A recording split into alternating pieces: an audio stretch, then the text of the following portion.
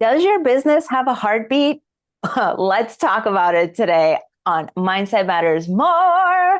Today's guest is someone bringing a conversation to business that I think a lot more people are so ready for.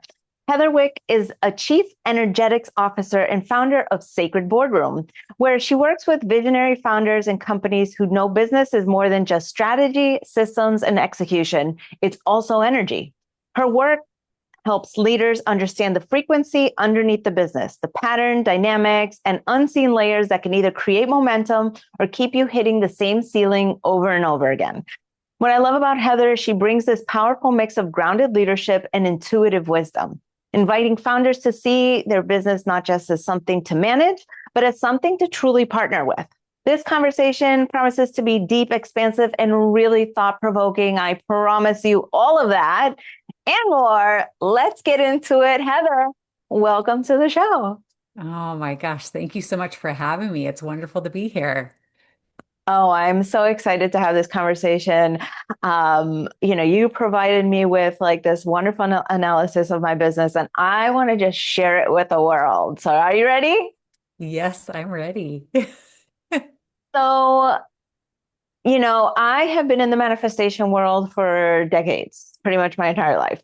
And so I can understand people having an energetic vibe, people having a flow.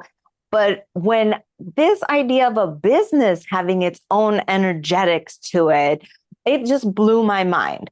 So let's start there. What can that mean? What does that mean? I know this is a loaded question, but what does the energy of a business encompass really?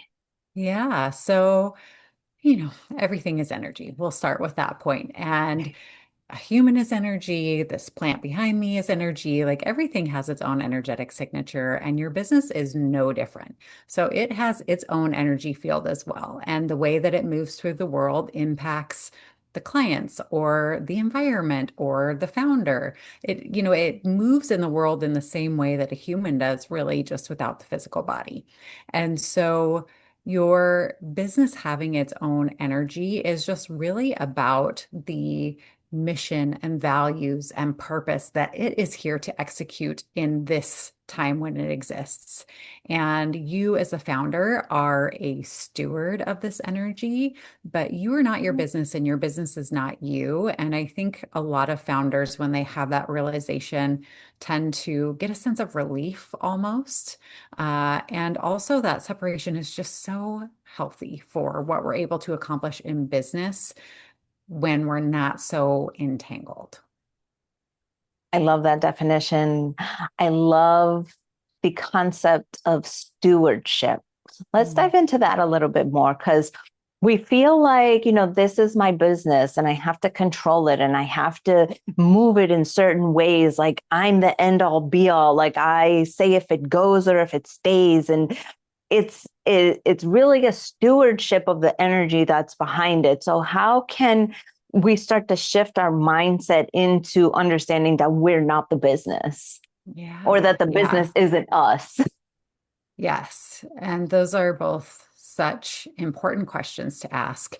I think that most founders run into a lot of the same, I don't want to say problem, but the same friction point where when you're looking at the energy field of a business, it doesn't just encompass the business as it exists right now today. It encompasses the business 3 years down the road, 10 years down the road, 20 years down the road. And so a lot of founders that I work with, especially the ones that are intuitive or like already pick up a little bit on this stuff anyway, have this feeling of like, my business is so much bigger than I am. Like this thing that I'm here to do in this world, like how am I going to do this as one person? It just feels almost unattainable.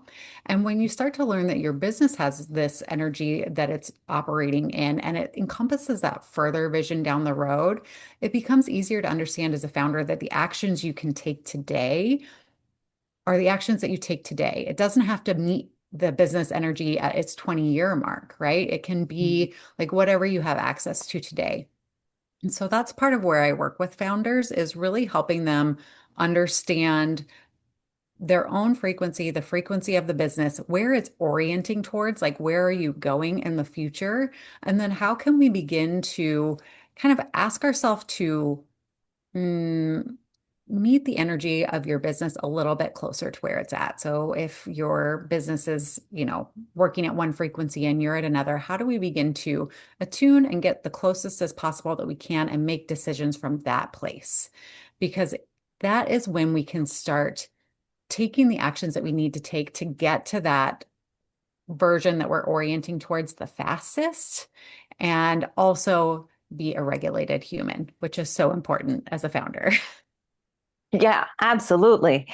And there's a sense of, and correct me if I'm wrong, but it's not about perfection. It's not about your ideal per se, but more about what's aligned. And it might be messy, it might be different, it might feel a little awkward, but it's what's called it's what's being called forward rather than what you're like forcing into the world. Right.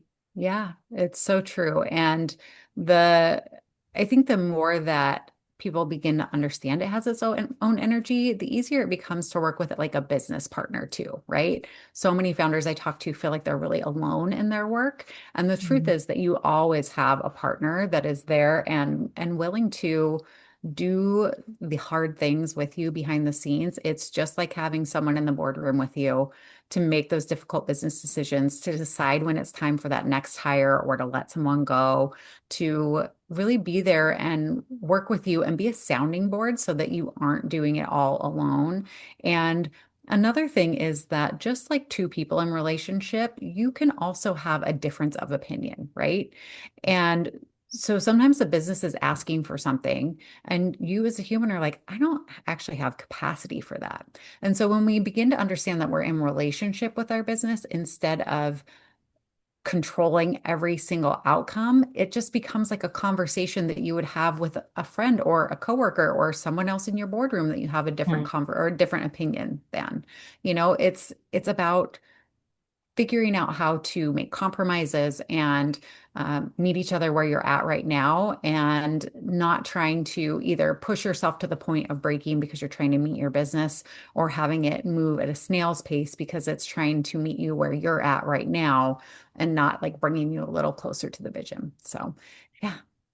Oh yeah, so guilty of all of that. Like, oh, I have 1,000 ideas and I'm like, I have to implement them all or else I'm gonna fail. Right.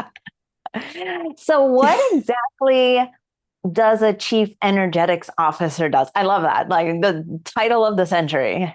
Yeah, thank you. So as Chief Energetics Officer, that is the offer that I have for clients that are ready for someone to come in and do this work for them. This is usually for the founders that are already operating at full capacity. They maybe have a team of people. They've got, investors that they're working with that they have certain milestones they have to meet, and they don't have a whole lot of time to develop a whole new energetic strategy around their business.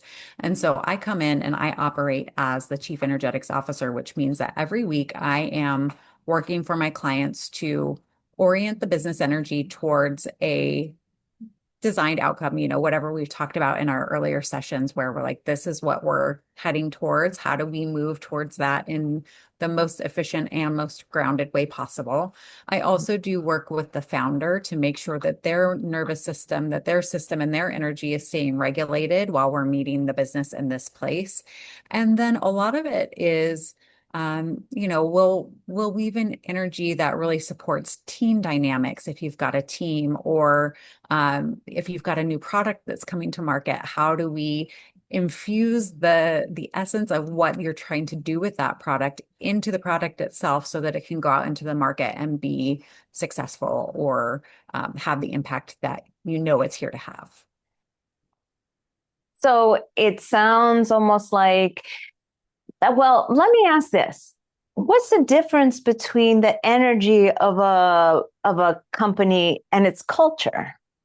Mm, Great question. They're often very closely intertwined. So the energy is slightly different in that it's an actual field, right? It's just like a human has an energetic field, the business has its own energetic field. The culture is sits like within that field. So the way that the culture of a company moves through the system is impacted, well, it's impacted by the energy of the business, but it also impacts it. It's a very symbiotic relationship. And the thing is, sometimes when we have some unhealthy company culture patterns, these are being driven by either the way things were done in the past or unhealthy habits that have been allowed to persist within the company. And when we can recognize that and begin to shift the culture, but done in a way that has energetic backing, what it means is that when these changes go into actual execution, they land in a different way, right? It's like, everybody's been there where somebody has said, "Oh, we've got to do this company culture, renaissance. It's time to do things differently." And then you go in and it's like 3 weeks of like everybody being really on board and, there's some changes and then it kind of like, peters out and people aren't as on board anymore and those unhealthy habits make their way back in. And so when you bring in the energetic support, it allows that change to it's Mm. like the frequency is going in front of that actual action and it allows it to move quicker. It allows it to really begin to like call the people in the company to a certain frequency. It's asking them to match it on a certain level. Yeah. And also if I'm being really honest, a lot of times if people aren't willing to match it, it shows them the door, like again and again. It's like, hey, if you are not coming to play with us here in this playground, then you can go over to that playground. There's options for you here, but it makes it a little more uncomfortable for them to stay and play in the frequency when they just aren't a match for it. Yeah. And, I've worked at several different companies where the culture was very friendly, very dynamic. And you could feel like going into work, it was just like this high frequency of like fun. And you could sense the energy. And then conversely, in company cultures that were more corporate, more quiet, more, solemn, very proper, and like, not that it was wrong, but like my energetic field was just like, nope, like this is not the place for you. And it wasn't that it was not thriving. It was just, but you can feel that sense Mhm. of whether you belong there or not. Now it's on us to try to figure out whether we listen to it or not. That's the other Right. question. So how did you develop this intuition?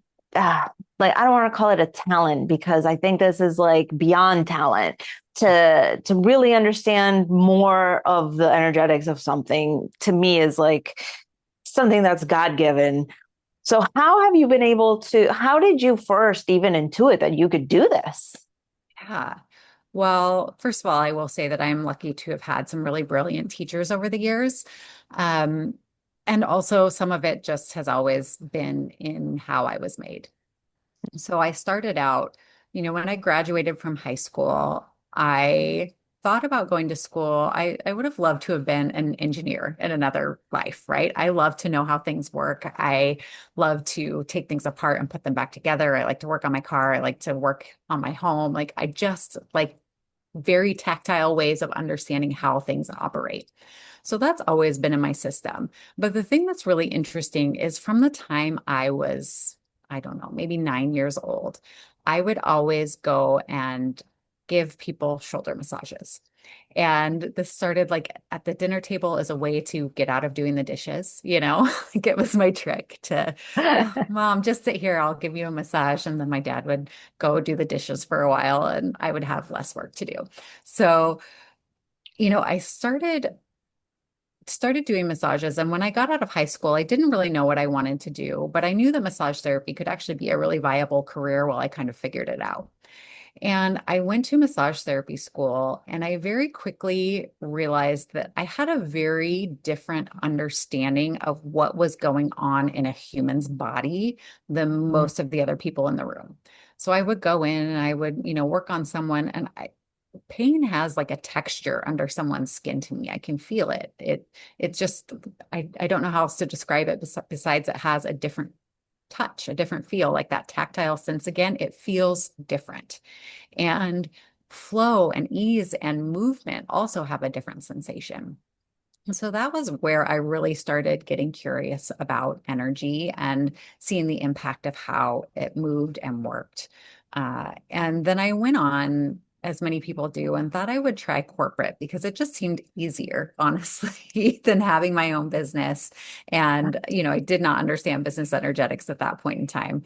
And so I went into the corporate world and I got to see how a business actually really thrives, like a great system. But I also had that experience of this doesn't feel great to my system. It's either really dysregulating and like it was a fun environment, but it was almost like hyper excited, if that makes sense. Like everybody was having so much fun to get together, but it wasn't super healthy as a culture still. And so I spent a lot of time kind of playing both sides, like seeing how things worked from both perspectives.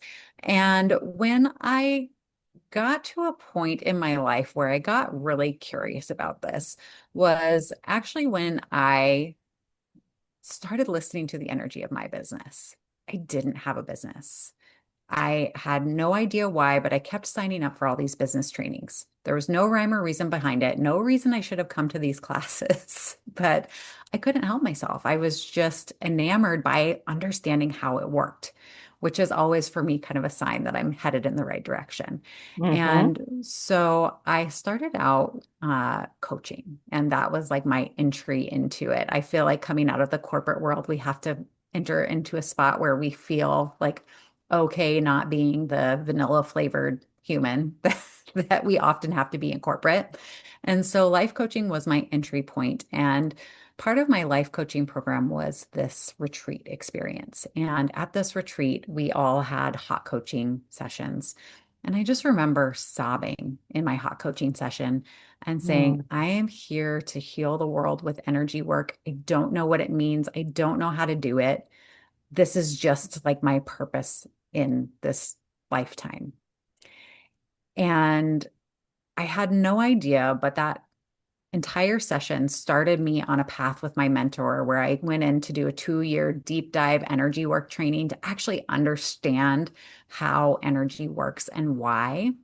And I also had a very big vision of the amount of impact I'm here to have in this lifetime.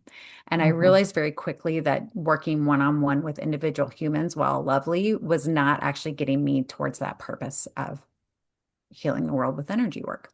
And so I started playing around this with this idea of your business system having energy. And my mentor, Brianna Borton, talks about this and how a business has an energetic frequency and energetic signature. And so it was not a new to me idea. I definitely had an understanding of it coming out of my trainings and began to understand that if we can help corporate America, if we can help businesses, if every new business that came in understood that it had a frequency, that it was impacting not only its founder, but also the people that are its customers and that will ever interact with it. It understands it has a connection to the earth and to humanity. If we operate businesses in that way with that baseline understanding, that is how we change the world. And that is the work that I'm here to do in this lifetime. Oh my God, when you had that moment, like it always pierces me to the soul when I hear people who had that moment, that aha moment, that, oh, that's what I'm supposed to be doing moment. The moment where everything just kind of like, oh, that's why I went through all this other stuff so that I could be at this point right here and right now to do what I'm supposed to do. Because we Mhm. often think that all those things are separate. Like, I had a moment and I'm kind of going on a tangent right now, but, I did ballet as a kid. I did tennis as a kid. I ran, like I went to the gym and like I did all these things that like, I like doing them, but they weren't really like fun. And then one day I discovered bodybuilding where like I have to be on on a stage, on in a costume, like, and like I have to have, a certain amount of muscle mass, and I have to have certain amount of endurance when I'm doing all this training. And like, so every little piece that I had done leading up to them was like, it put me on this stage to do something that like I'm really passionate about. And just like hearing your story and just being like, yeah, I like seeing how we deconstruct things. I like seeing how, all these things kind of just line up and formulate that one sentence of like, this is what I'm supposed to be doing. Mm. And so that was really amazing to hear.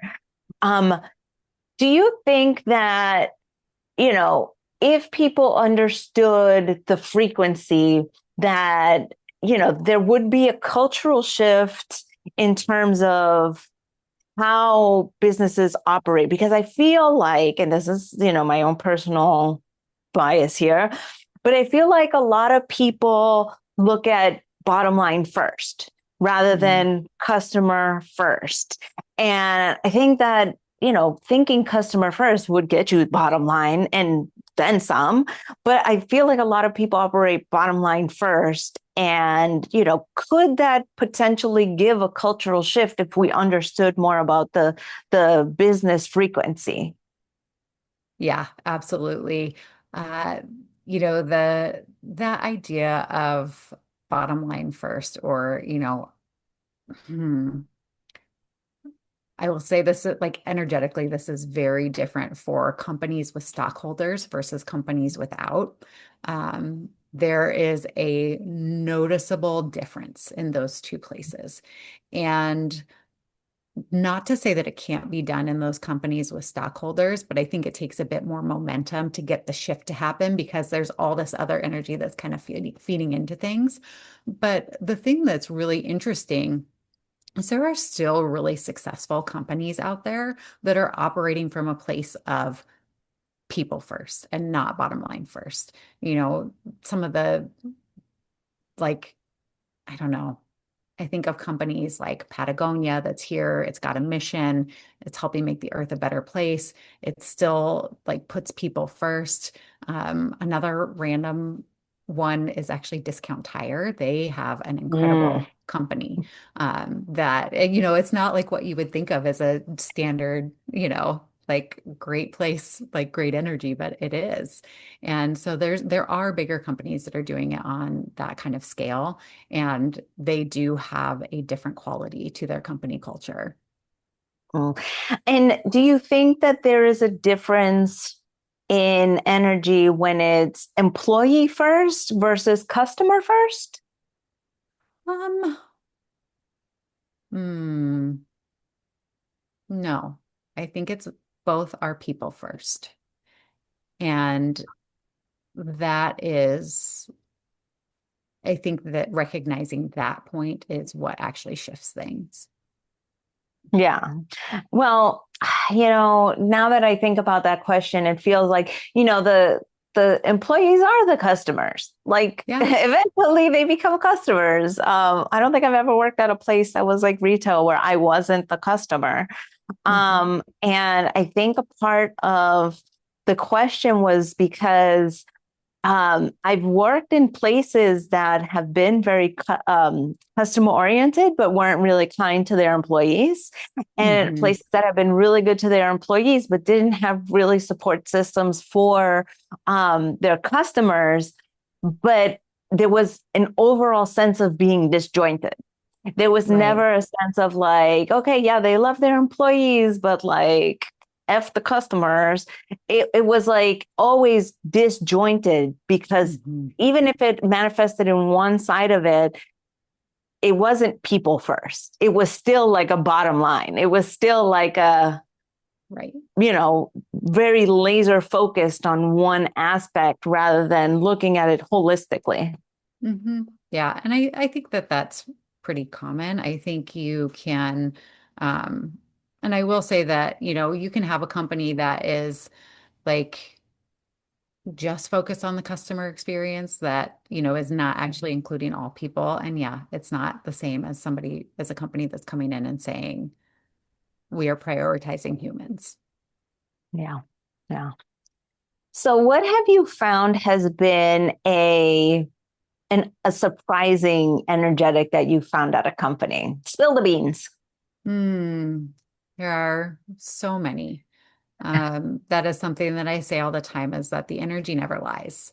It Mhm. always says what needs to be said. I will say that, in this work, there is a certain level of trust that you have to come to in being able to say things that don't make sense and have people understand them. And so for one company, one client that I was working with, there were really two businesses involved. And one was the business that was the primary breadwinner out of all the partnerships. And so I could just never quite get under the surface as I was trying to orient towards what we were orienting towards, like what we had agreed. And I finally came in one day and sat with it. And when I reached back out to the client, I said, I've just been really sitting with this, and this business feels like it's at the end of its life cycle. Like it's heading into its, you know, if it if it's a human, it's like an octogenarian now. It is sharing its wisdom, but it is not out there like running hard and working. It's ready to go enjoy its time left um and retire essentially. And it was really hard to say that because on all outward facing aspects, that was not true. There was no reason I should have believed that. And the client came back and said, I haven't told anybody this yet. Nobody knows that this business is closing, but I'm in the process of closing it down. And, probably within the next year, it's going to happen. And I've just been actually in a season of grief because this has been my life's work for so long. And now it's not going to be. And so it's one of those things where, yes, we come in with an idea in mind of what we're orienting towards. But if that's not the thing, then we adjust on the fly and we change what we're working towards in real time as it's needed. And, you know, it just, it'll always share what needs to come through.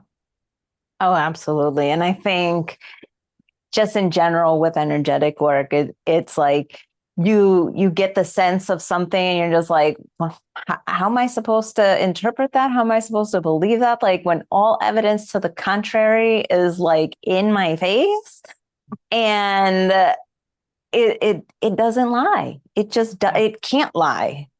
Nope. That's what it is that it can't lie. So, I think something that I've gotten from this conversation is that really it's tapping into something bigger than just what we want, right? It's Mhm. tapping into, what are we putting into this business and how are we allowing it to unfold? Like, you can water and plant seeds, but really it's like up to the seed to do the work and germinate and grow. And how big is it going to be? And um, so, what are some things that founders or entrepreneurs can do in order to start tapping into that energy themselves? Yeah. I think the first thing that is most important is developing a relationship with your business, sitting down with Mhm. it, asking for its input, its feedback. And if this is new work, it will feel strange and it will take a while to establish trust. It'll take a while for you to actually take action on the things that you get when you're sitting with your business and to actually see the results. So that is the like ground zero. That is where you're going to start from no matter what, because without developing that relationship to a certain extent and learning to develop that trust muscle, it's just really hard to ever get a working partnership. So, and I am totally a fan of doing this, but would you say like meditating for it or talking to it, or what does that mean, establish a relationship with it? Like, I know a lot of people who watch this are very spiritually inclined. Like that's just the crowd that I draw, the people who are coaches and, have a really good understanding of what this means. But what can somebody who might not be so inclined, like really lean into with that? Yeah. I personally do it as part of my meditation practice. That's when I sit down and am really invite in my business to have a conversation. I think it's whatever feels natural to you, though. I think some Mm. people are going to be like, I want to sit at my desk and have a notebook out and close my eyes for a few seconds and see what comes through and write things down right away so I don't lose anything. Some people are going to go on a whole journey in their mind before they even, make a note. So I think wherever you are is the perfect starting spot. If I was brand new to this work and didn't have a meditation practice, what I would do is I would sit down at honestly, I would sit down at my desk. I think that there's just something about the energy that you already have there as a human that really is focused towards the business that is supportive of this. I would sit down at my desk. I would light a candle. I would find an object that reminds me of my business, whether it's a shell that I picked up in nature, a feather I found, but the first dollar I made in my business, whatever it was, I would bring that item in and have that be like a holding place for the business for right now. So I feel like it's in the room with me. And then I would close my eyes for a few seconds and just say, if we're working together to bring this mission into the world, what are the top three things we should do this week? And then I would let whatever is going to come through, come through.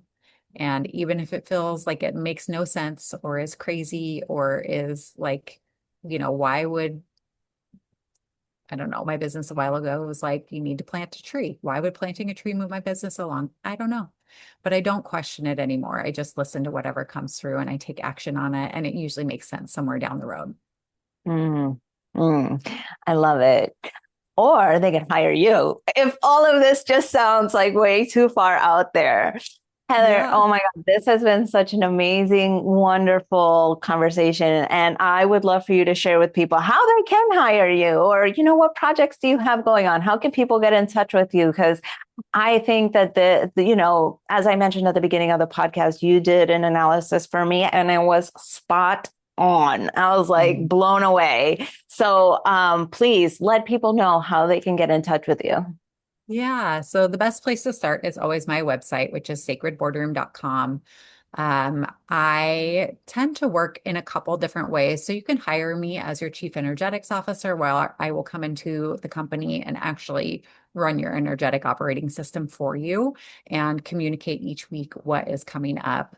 A lot of founders, especially coaches and smaller business owners that are still bootstrapping and doing a lot of the work on their own, and especially those that feel connected to the ideas of business energy already and like they could probably operate it on their own once they understood the underpinnings. I do my sacred boardroom sessions, which are 2 sessions that are designed to take you on a guided journey to meet the soul of your business.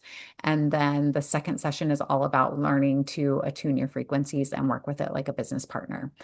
And that is probably the best starting point for most founders that are just solopreneurs. And, it sounds like a lot of your audience, which are kind of in that coaching and one-on-one space.